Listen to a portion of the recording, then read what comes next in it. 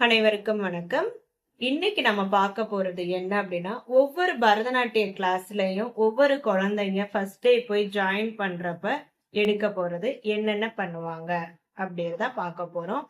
அதுல first posters, மண்டலம், அரைமண்டி, பூர்ண மண்டலம், இது மூணும் பத்தி இன்னொரு நாள் பார்ப்போம். இன்னைக்கு மெயினா பார்க்க போறது குரு வணக்கம், அதாவது நமஸ்காரம், தட்டி கும்பிடுதல் அப்படின்னு நம்ம சொல்லுவோம். எதுக்காக இந்த தட்டி கும்பிடுதல் ஒவ்வொரு பரதநாட்டிய கலை ஒவ்வொரு நாளும் நம்ம ஸ்டார்ட் பண்றதுக்கு முன்னாடி பண்றோம் அப்படின்னா, யாராவது நம்மள மிதிச்சிட்டாலே நமக்கு வலிக்கும் இல்லையா? சோ உடனே சாரி அப்படின்னு சொல்லுவோம். அதே மாதிரி நம்ம பூமி தாயை தொட்டு மன்னிப்பு கேட்டுட்டு அவங்கள்ட்ட நம்ம பெர்மிஷன் வாங்கிட்டு நமக்கு சொல்லி கொடுக்கிற குருவுக்கு மரியாதை செலுத்துற விதமாகவும், நம்ம தெய்வத்துக்கு வணக்கம் சொல்லிட்டு நம்ம பரத கலைய பார்வையாளர்கள் பார்க்க வந்திருப்பாங்களே அவங்களுக்கு மரியாதை செலுத்துறதுக்காகவும் இந்த அஞ்சலி ஹஸ்த முத்ரா யூஸ் பண்ணி தட்டி கும்பிடுதல் நம்ம பண்றோம். மேலும் இந்த தட்டி கும்பிடுதல என்னென்ன முத்ராஸ் யூஸ் பண்றோம் அப்படின்னா, கடகாமுகா, சிகரா முத்ரா, சதுரா, அஞ்சலி ஹஸ்தம்.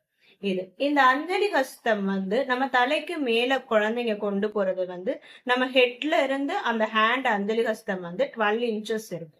அது எதுக்காக பண்றோம் அப்படின்னா, மும்மூர்த்திகளின் தெய்வமான நம்மளுடைய பிரம்மா, விஷ்ணு, சிவன் அவங்களுக்கு நமஸ்காரம் பண்ணிட்டு, நெக்ஸ்ட் 33 தேவர்கள் அவங்களுக்கு, நெக்ஸ்ட் குருவுக்கு, அப்பா அம்மா பார்வையாளர்கள் அவங்களுக்கு நமஸ்காரம் பண்றோம்.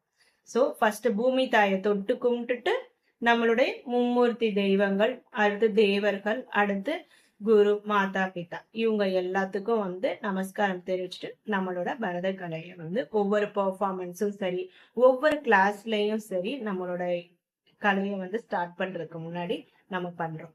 இதுதான் தட்டி கும்பிடுதலுக்கான எக்ஸ்பிளனேஷன், அதாவது நமஸ்காரம், குரு வணக்கம் அப்படின்னு சொல்றது.